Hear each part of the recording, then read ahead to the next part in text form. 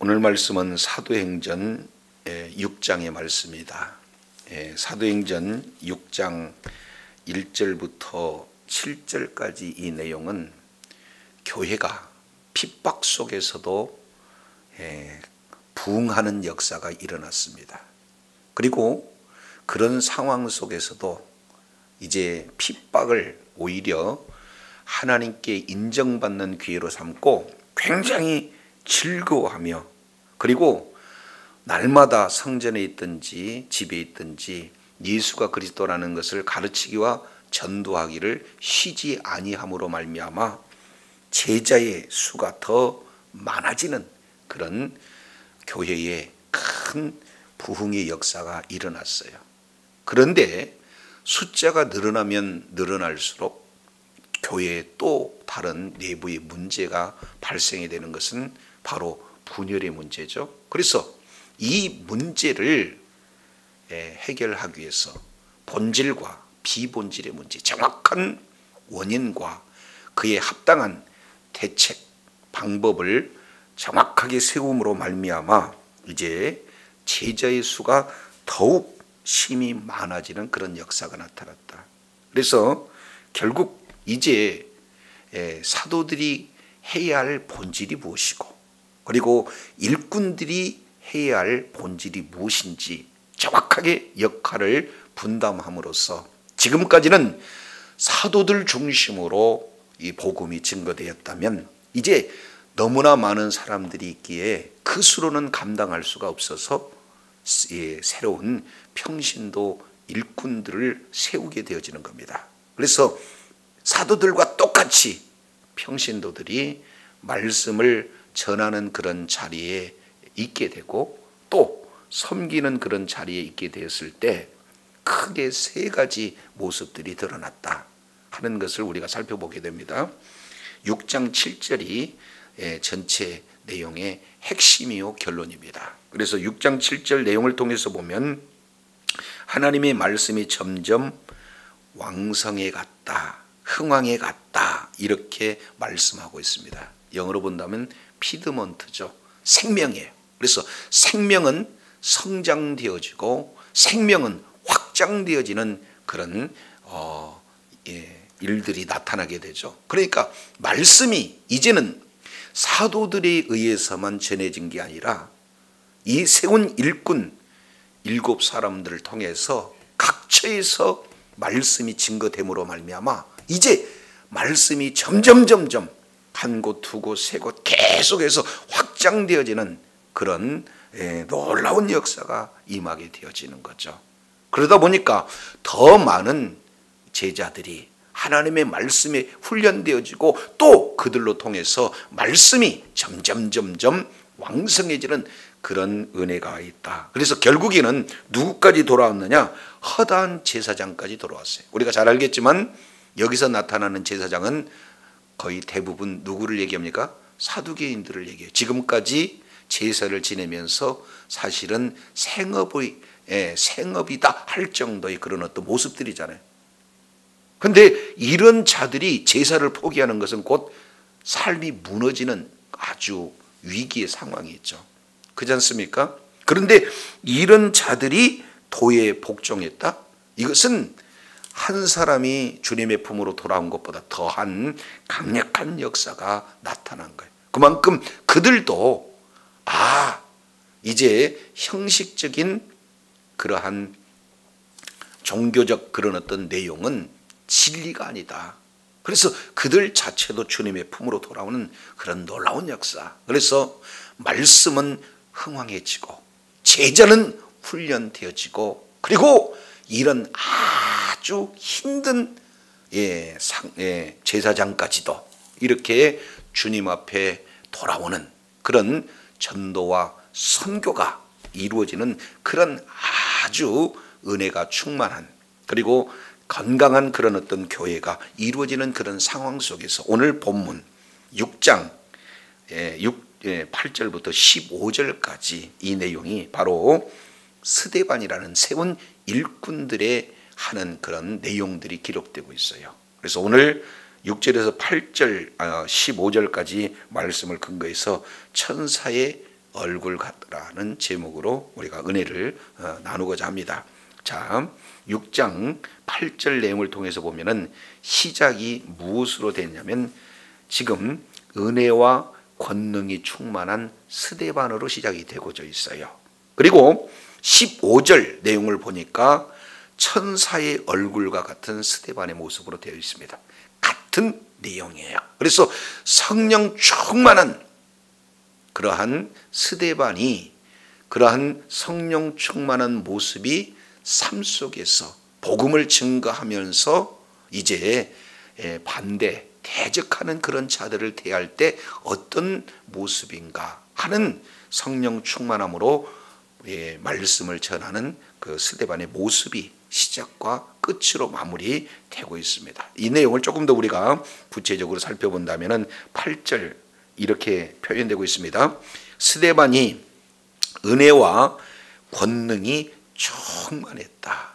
그러니까 은혜도 충만하고 권능도 충만했다. 우리가 잘 알겠지만 이 은혜는요, 뭔가 이 어렵고 힘든 그런 일들이 주어진다 할지라도 끝까지 오래 참음으로써 이렇게 대하는 그런 하나님이 주신 그 은혜를 이렇게 표현을 하고 있어요. 그러니 스데반에게는 이런 은혜로 충만했다 하는 것을 우리가 보게 됩니다. 하나님께서 받은 은혜가 이제는 사람들에게 그대로 충만했기 때문에 사람들에게 흘려내리는 그 은혜. 자, 두 번째는 은혜만 있는 게 아니에요. 뭣도 충만했습니까? 권능도 충만했어. 이것은 바로 디나미스, 성령께서 강력하게 주장하는 그 능력을 이렇게 말씀을 하고 있어요. 그렇기 때문에 기사도 그냥 기사가 아니라 큰 기사, 웬만한 그런 어떤 일들이 아니다 그 말이죠. 일부 병 고치고 그런 수준이 아니라 생각보다 더 큰 기사들을 드러냈고, 그리고 표적들, 이 내용은 바로 예수 그리스도의 십자가 부활을 정확하게 보여주는 내용이에요. 그러니까 큰 일만 진행하는 것이 아니라 바로 이 일이 예수 그리스도를 이렇게 정확하게 보여주는 그런 일들을 행했다. 여기서 행했다 하는 내용은 미완료니까 한두 번 하는 게 아니라 계속해서 은혜로 충만하고 권능으로 충만해서 사람들이 가히 생각할 수 없는 그런 기적들을 행하고, 그리고 그 속에서 예수 그리스도의 십자가와 부활을 정확하게 가르치는 그런 어떤 사역들을 스데반이 진행했어요. 그러니까 우리가 일곱 일꾼을 세웠다라고 자꾸 강조하는 내용은 집사 이렇게 표현되고 있지는 하지만 사실은 이들은 일꾼으로 세워진 거죠. 따라서 결국 이제 사도행전은 어떤 의미에서는 이제 6장 이하부터는 어떻게 됩니까? 일꾼 행전이다 이렇게 표현할 만큼 일꾼의 역할이 중요해요. 지금까지는 3장부터 5장까지는 사도를 중심으로 복음이 증거되었다면 이 내용은 너무나 많은 숫자들이 몰려오기 때문에 한계가 되어져요. 교회도 담임 목사 한 분을 통해서 이제 모든 것을 다 이룰 수가 없어요. 그러니까 더 건강한 교회는 평신도 바로 이제 선교사들, 평신도 지도자들, 평신도이지만 있는 그곳에서 복음을 증거하는 그런 자들, 섬길 수 있는 그런 일 하는 평신도들이 깨어 있고 평신도 중심의 교회가 됐을 때는 건강한 교회가 되어진다라는 사실을 우리가 살펴보게 됩니다. 그 중에 오늘 스데반이 이런 일들을 진행했어요. 근데 중요한 한 단어를 우리가 상고해 봅니다. 자, 어디입니까? 6장 8절 내용을 통해서 보니까 큰 기사와 표적을 어디에다 행했다? 민간에다 행했다. 그러니까 사도들은 성전을 중심으로 행했지만 일꾼들, 세운 일꾼들은 민간을 중심으로 이렇게 진행하는 내용이죠. 이제 주일이 되면은 담임 목사님들은 이제 교회에서 예배당에서 성도들을 향해서 복음이 증거되었다면 그 복음을 가지고 각자 성도님들은 이 일터에서 그리고 학교에서 그리고 모든 삶의 현장에서 그 받은 말씀 그 은혜를 그대로 말씀에 따른 표적과 말씀에 따른 이제 기사를 가지고 있는 그곳에서 전하는 그런 어떤 내용과 같은 의미를 말씀하고 있습니다. 지금까지 목사님은 일방적으로 전하고 성도님들은 그냥 듣기만 하는 그런 내용이 성경적이 아니다 그 말이죠. 들은 말씀을 내 말씀으로 소유해서 그 말씀이 생명이 있기 때문에 복음을 증가하는 그곳에서 하나님의 놀라운 일하심을 경험하는 일에 누가 더 중추적으로 쓰임을 받느냐? 평신도. 바로 일꾼들에 의해서 복음이 확장되어진다는 모습을 이렇게 보여주는 거예요. 그 중에 6장 9절 내용을 보니까 이제는 회당에서 변론이 이루어지는 그런 장면들이 9절에서 10절까지 연결되어집니다. 이른바 자유민들, 즉 구레네인, 알렉산드리아인, 길리기아와 아시아에서 온 사람들의 회당에서 이렇게 표현하고 있습니다. 이것을 조금 우리가 정리해 본다면은 사도들은 어디에서 복음을 전했습니까? 대부분 성전에서. 그런데 여기서 일꾼들을 보니까 어디에서 전해요? 그거보다 조금 더 작은 단위의 회당에서 이렇게 전했다. 그러니 복음 전도의 거점을 회당 중심으로 진행을 했다라는 사실을 우리가 살펴보게 됩니다. 그러면은 이 회당이 각 회당 이렇게 표현하고 있으니까 많은 회당처럼 이렇게 보여지잖아요. 그런데 여기서 각 회당, 회당하는 이런 어떤 내용은 크게 2개의 회당으로 보기도 하고 5개 회당으로 보기도 하는데 사실은요 이 내용을 보면은 1개의 회당이다 이렇게 보게 됩니다. 왜냐하면 여기서 보니까 이렇게 말씀을 하고 있어요. 뭐라고 하냐면은 6장 9절 보니까 자유민들 곧 자유민들 즉 그랬으니까 자유민들에 대한 5부류의 그런 어떤 사람들을 소개하고 있기 때문에 그렇습니다. 그래서 자유민들은 AD 70년 티투스 장군이 이제는 예루살렘을 성전을 파괴하고 그때 많은 사람들을 포로로 끌고 갔죠. 그래서 노예로 종으로 이제 각 주변 로마 인근 지역이 흩어져서 살던 그 자들이 때가 됐을 때 노예의 신분이 아니라 자유인의 신분이죠. 그러니까 그들은 퍼져 있는 바로 유대인 디아스포라가 되어지는 겁니다. 그래서 그들이 이제 로마 부근 그리고 이집트 부근 이런 주변에서 진행하는데 이들이 이제 본국으로 와서 예배를 드리는 상황이에요. 그래서 지금 구레네인이라고 표현하고 있는데 여기는 북아프리아 지역, 지금으로 본다면 리비아 지역을 얘기하는 거고 알렉산드리아 이 내용은 이집트 해변가 이 주변을 지금 말씀하고 있어요. 그리고 길리기아 이 내용은 우리가 조금 눈여겨볼 필요가 있습니다. 길리기아 그러면 어디입니까? 그 수도가 길리기아 다소에서 났고 어디서 들어봤죠? 바로 사도 바울이 탄생한 그런 출생지를 표현하고 있습니다. 그리고 아시아 이 지역에서 온 사람들이 다 지금 회당에서 있는 그 곳에 스데반이 가서 복음을 전했을 때 그들과 변론이 이루어지는 겁니다. 이걸 조금 더 우리가 생각해 본다면은 이제 우리로 본다면은 이민 2세, 3세 이렇게 되겠죠. 그래서 현지에서 현지어에 능한 그런 어떤 자들의 모습을 볼 수가 있어요. 그래서 사도들은 현재 쓰는 용어들이 아람어잖아요. 그런데 이들은 쓰는 내용이 뭐냐면은 그때 당시 헬라어를 쓰는 그런 사람들이에요. 그런데 스데반은 헬라어를 쓰는 그들과 함께 헬라어로 지금 논쟁, 변론을 하고 있는 그런 어떤 상황들을 우리가 살펴봅니다. 자, 그랬을 때 10절 어떤 일들이 나타났습니까? 10절 스데반이 1번 지혜와 2번 성령으로 말함을 그들이 능히 뭐한다? 당하지 못한. 그러면은 여기서 내용을 보면은 스데반은 단수입니다. 혼자예요. 근데 그들이라고 하는 것은 최소한 5 지역에서 나온 가장 탁월한 사람들. 지금으로 본다면은요, 이를테면 영어권에 가가지고 영어에 굉장히 능숙한 그런 사람들을 향해서 스데반이 영어로 지금 논쟁을 하고 있는 그런 흡사 모습과 같은 그런 상황인 거죠.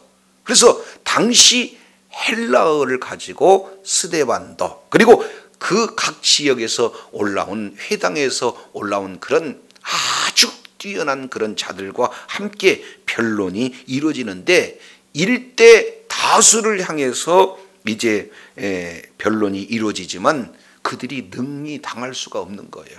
이유는 성경은 이렇게 표현하고 있습니다. 스데반이 그냥 말한 게 아니라 지혜와 성령으로 말했다. 이렇게 지금 말씀을 하고 있는 것을 우리가 살펴보게 됩니다.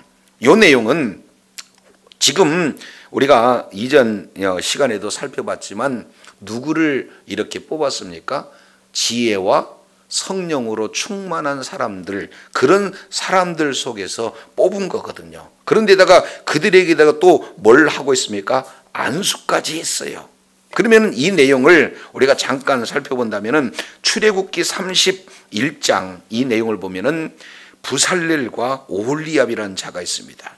그들이 하나님께서 그들에게 하나님의 영, 성령을 충만하게 하기 위해서 지혜와 총명과 지식과 여러 가지 재주로 공교한 일을 연구하여 만들게 했다. 이렇게 표현하고 있습니다. 지혜로운 마음을 줬다는 거죠. 그러니까 다른 사람에 비해서 재능이 있고 다른 사람에 비해서 지혜가 있는 그 자들에게 성령이 충만하니까 더 지혜롭고 더 재능이 풍부한 그런 내용으로 성전 건축을 이렇게 감당할 수 있는 그런 능력 있는 자로 세웠던 것과 같은 원리가 되어집니다. 이제 스데반을 비롯한 7 일꾼들, 이런 자들이 원래 성령으로 충만하고 지혜로 충만하고 믿음으로 충만하고 모든 사람들에게 인정받는, 칭찬받는 그런 자들인데, 거기에 공식적으로 안수하면서 임명했을 때 하나님의 영으로 충만했다. 이 내용을 우리가 살펴보면서 스데반이 그들과 대화 속에서 지혜로 말하고 성령으로 말했다. 이 내용은 우리가 누가복음 21장 14절 15절 이 내용을 통해서 살펴봤듯이 이제 지혜와 구변, 말로 구제, 말로 상대방을 능히 감당할 수 있는 성령의 놀라운 역사를 예수님께서 주시겠다는 그 약속의 말씀이 이루어지는 거예요. 이것은 누가복음 12장 12절이나 마태복음 10장 20절 이 내용을 통해서 보면은 이런 상황 속에서 하나님께서 능히 성령님께서 가르쳐 주신다는 약속이 그대로 적용되어지는 내용입니다. 그렇기 때문에 성령의 지혜로, 성령의 능력으로 대화하는데 어떤 누군들, 수많은 사람들이 모여들 당하겠습니까?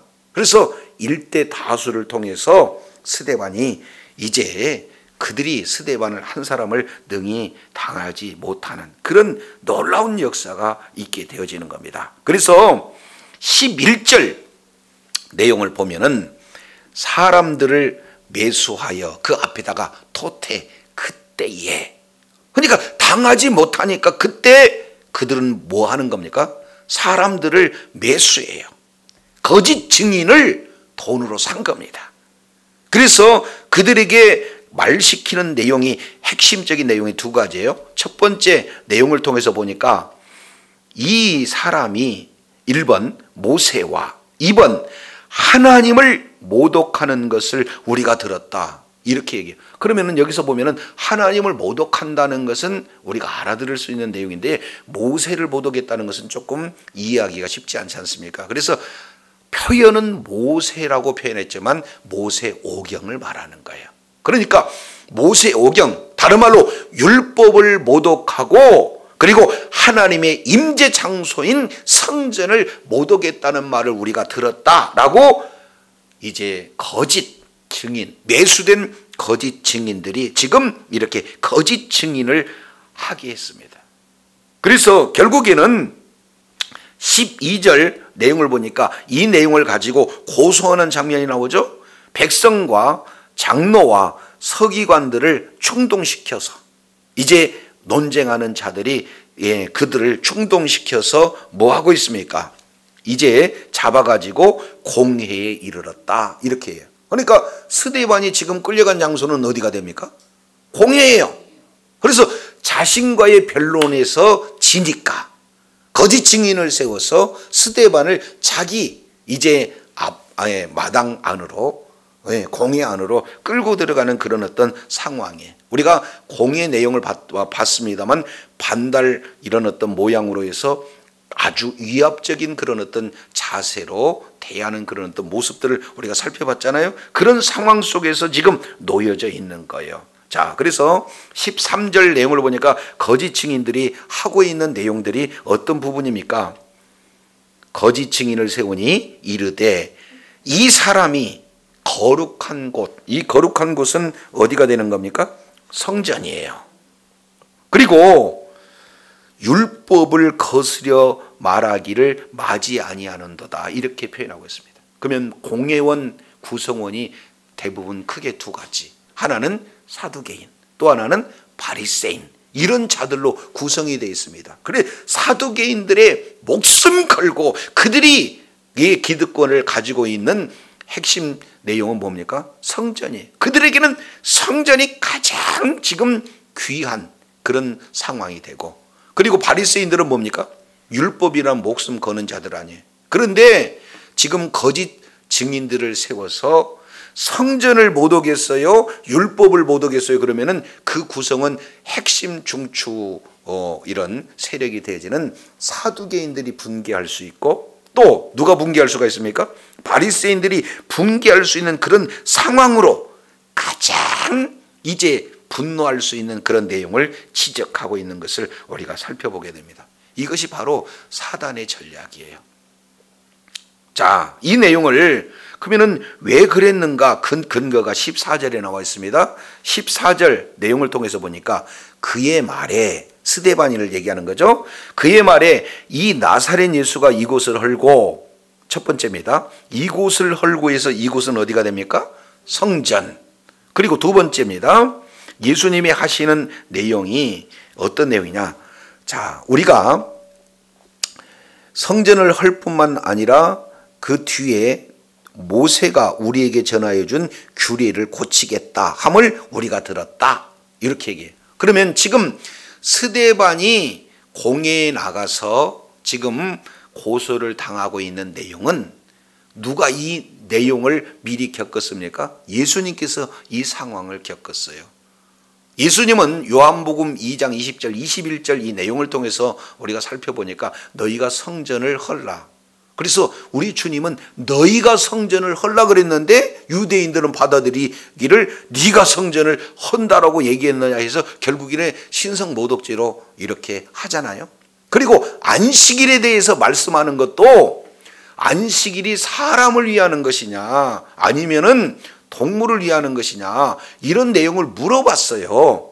그리고 그들이 실제 안식일이 되면은 사람은 못 본 채 하지만 동물이 이렇게 처해져 있으면은 구하는 그런 아주 형식적이고 외식적인 내용을 지적했지, 율법을 폐하는 것이 아니라 율법을 완전케 하라고 하신 것이 주님의 말씀이시지, 율법을 폐하고 안식일을 폐하고 이런 어떤 내용의 부분들을 오해하고 있었다 그 말이죠. 그런 것과 똑같이 지금 스데반이 예수님의 말씀을 인용을 했는데 예수님을 공회에서 거짓 증인으로 세워가지고 신성모독죄로 사형 언도 판결을 이끌어내는 것과 똑같이 지금 스데반을 이렇게 거짓 증인을 세워가지고 이 공회에서 이렇게 지금 정지하고 있는 그런 어떤 내용들을 이렇게 말하고 있습니다. 그러면 이런 상황을 바라보는 스데반은 야, 내가 이렇게 말을 하고 있는데 이렇게 지금 거짓 증인을 세워가지고 이렇게까지 지금 신성모독으로 가는구나 하면 대부분 사람들은 어때요? 억울합니까? 기쁩니까? 예? 내용을 통해서 보면 억울하겠잖아요. 그런데 그런 상황 속에서 스데반의 얼굴을 15절 이렇게 표현을 하고 있어요. 자, 15절은 우리 다 같이 한번 읽습니다. 시작. 공회 중에 앉은 사람들이 다 스데반을 주목하여 보니 그의 얼굴 천사의 얼굴과 같더라. 아멘이십니까?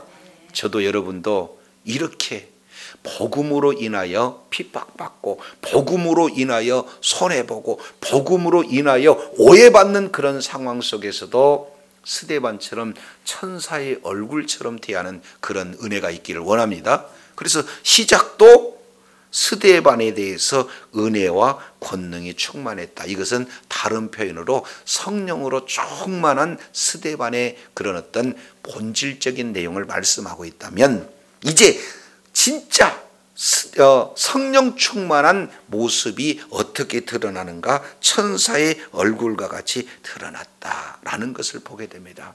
진실로 이제 스데반은 정말로 능력 면에서도 성령 충만함으로 말미암아 이제 하나님의 놀라운 영광으로 충만했고, 또 동시에 이제 인격적인 측면에서도 여호와의 영광으로 충만한, 성령 충만한 그 자체의 모습을 보여주고 있어요.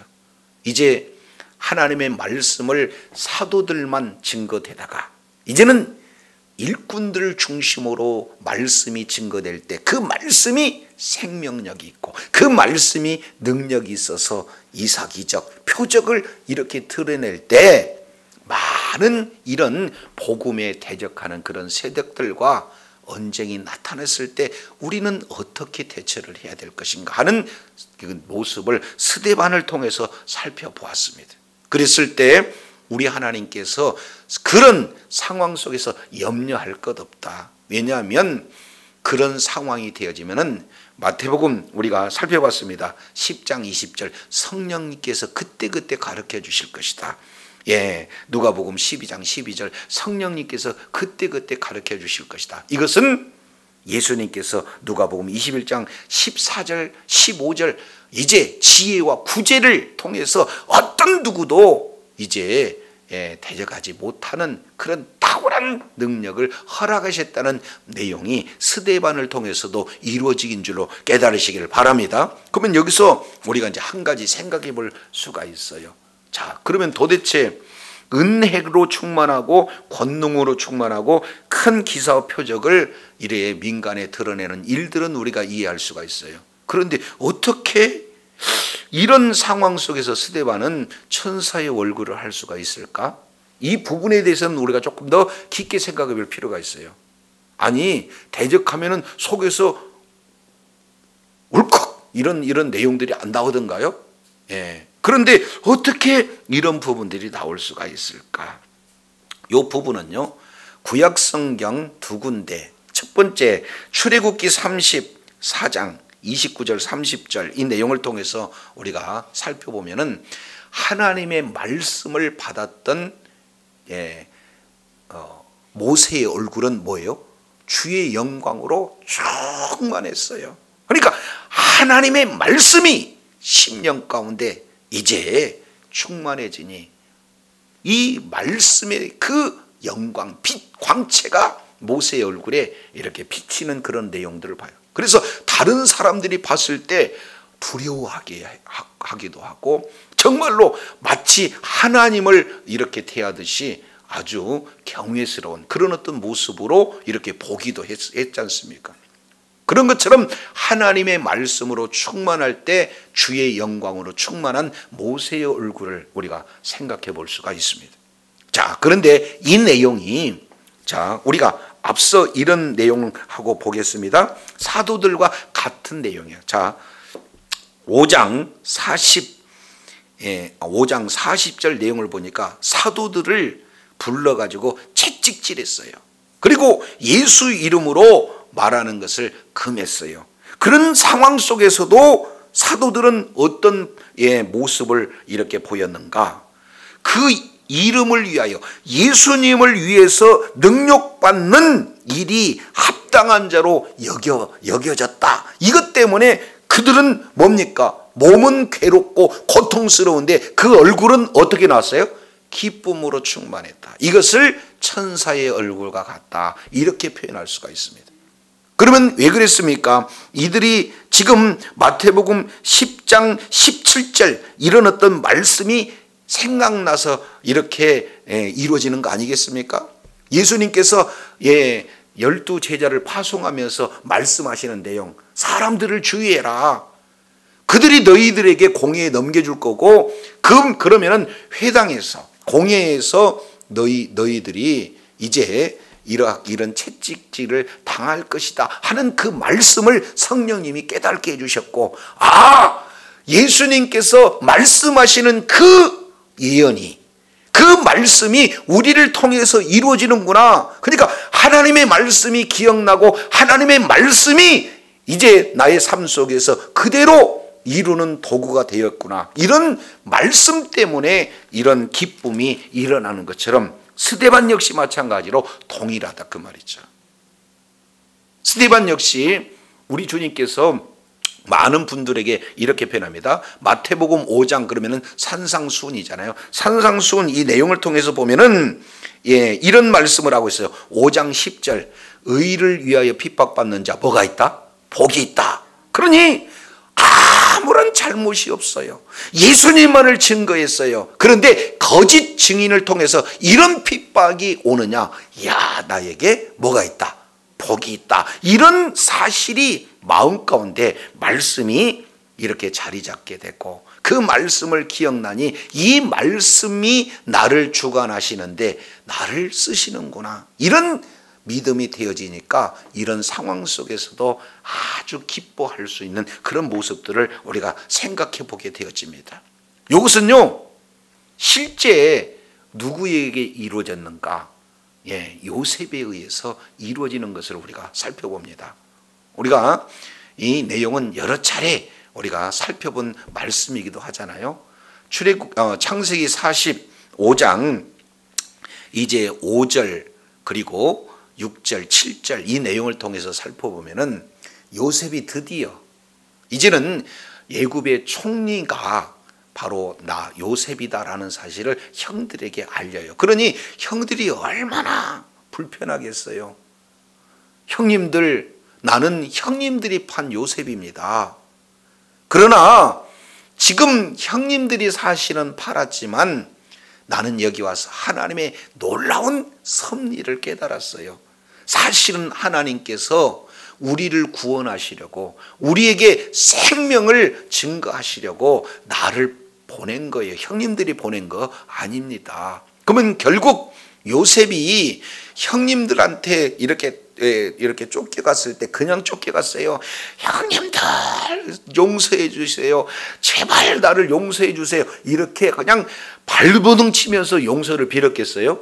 그러니까 오랜 시간 동안 형님들에 대한 원망, 그냥 얼마나 힘든 그런 상황 속에서도 울 분들이 있겠어요. 그런데 그것이 눈 녹석 싹 녹았어요. 진정한 원수도 용서할 수 있는 그런 내용은 어디에서 기인된 겁니까? 하나님의 말씀이 나의 삶 속에 생명으로 들어와서 이것은 우리의 가족뿐만 아니라 우리의 민족을 구원하고 생명을 주시기 위해서 먼저 하나님이 나를 보내셨구나 하는 그 말씀이 심령 가운데 자리 잡고, 그 말씀이 생각났기 때문에 그 말씀에 쓰임받는 이런 상황이 기쁨으로 다가오니까 진정으로 원수까지 용서해줬던 요셉의 그 얼굴을 우리가 살펴보는 거예요. 제자들이, 사도들이 이렇게 했습니다. 그리고 요셉이 이렇게 했습니다. 아니, 예수님께서 이런 용서를, 원수까지도 용서하는 모범을 보여주셨어요. 그런 내용이 성령과 지혜로 충만했던 지금 스데반에게 그대로 드러난 거예요. 저도 여러분도 이제 계속해서 교회가 건강하고 또 그 교회를 통해서 하나님의 나라가 확장되는 일에 사도들만 쓰임받는 게 아니라 일꾼들을 세워서 이제 그 일꾼들이 있는 그곳에서 이제 복음을 증거함으로 말미암아 사도들과 똑같이 말씀이 증거되고 사도들이 똑같이 말씀이 증거된데 표적과 기사들이 나타나는 것처럼 평신도 이 일꾼들을 통해서 이 일들이 증거되는 것을 우리가 살펴보면서 이제 교회에서 주일날 메시지가 선포되어지면은 이 말씀이 목사님만 말씀을 전하는 그런 내용이 아니라 그 주일 설교의 말씀을 통해서 은혜를 받고 그 말씀을 가지고 내가 삶의 현장에 가서 내가 이곳이 삶의 예배구나, 만나는 대상이 바로 내가 복음을 증거해야 할 대상이구나, 이런 내용들을 생각하고 받은 은혜를 이렇게 선포할 때에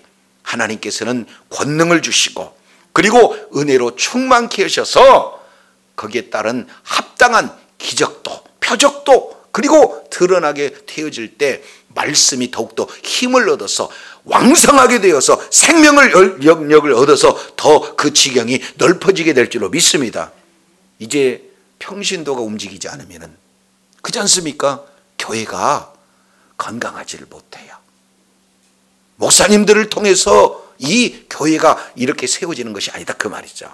그래서 오늘 사도행전 6장 이 내용은 굉장히 중요한 장입니다. 그래서 이제 3장, 4장, 5장 예루살렘 교회를 중심으로 이제 복음이 이렇게 움직이서 증거가 되는 일의 주역이 사도였다면 6장부터는 이제부터는 누구를 중심으로 이루어지느냐? 세운 평신도들, 세운 일꾼들을 통해서 이렇게 이루어져요. 그래서 복음을 증거할 때 하나님께서 예비된 영혼의 능력과 권세를 통해서 말씀을 증거하기도 하지만 이렇게 스데반과 같이 뭔가 변론이 이루어지는 그런 상황 속에서 우리가 성령 충만한 그런 자세의 모습은 어떤가? 이렇게 하나님의 영광으로 충만한 그 모습은 모세가 말씀을 받았을 때 주의 영광으로 충만했던 것처럼 스데반이 천사의 얼굴과 같이 되었던 모습처럼 우리가 하나님의 말씀에 의해서 내가 말씀을 증거할 때 이런 핍박이 나에게도 오는 것은 하늘의 상급이 쌓여지겠구나 하는 말씀이 생명으로 자리 잡게 되어지면 내가 애써 기뻐하고 즐거워하고 천사의 얼굴을 지으려고 하지 않아도 성령님께서 그런 얼굴을 이렇게 만들어 주실 줄로 믿습니다. 그래서 늘 성령의 인도함 받아 성령 충만함으로 주의 말씀을 능력 있게 권세 있게 증거함으로 하나님 앞에 쓰임 받고 주의 나라가 확장하는 일에 존귀하게 쓰임 받고 이런 상황 속에서도 하나님 나라의 상급이 쌓여지는 이로 말미암아 주님이 주신 기쁨과 주님이 주신 희락으로 충만하여서 지금 임한 하나님의 나라의 놀라운 은혜 가운데 가는 그런 분복을 누릴 뿐만 아니라 주님 다시 오실 때 완성되진 하나님의 나라 가운데 임하는 놀라운 분복을 이렇게 소망하며 희망하며 누리는 그런 복된 자리에 있어야 될 줄로 믿습니다. 기도하겠습니다. 거룩하시고 신실하신 아버지 하나님 감사합니다. 교회가 핍박이 오고 그런 상황 속에서도 이를 이제 말씀을 증거함으로 극복할 뿐만 아니라 더 많은 사람들이 이제 주의 품으로 돌아왔을 때 교회 내부에 문제도 있었지만 이 문제를 잘 극복할 수 있는 그 대안이 바로 일꾼들을 세웠습니다. 지혜 충만한 자, 성령 충만한 자, 믿음 충만한 자 모든 사람들에게 인정받는 자들을 세웠고 그들은 이제는 실제는 구제하는 일은 하나의 일꾼들에 대한 하나의 사인에 불과하고 실제 그들은 말씀을 사도들처럼 이렇게 증거했다라고 말씀하고 있습니다.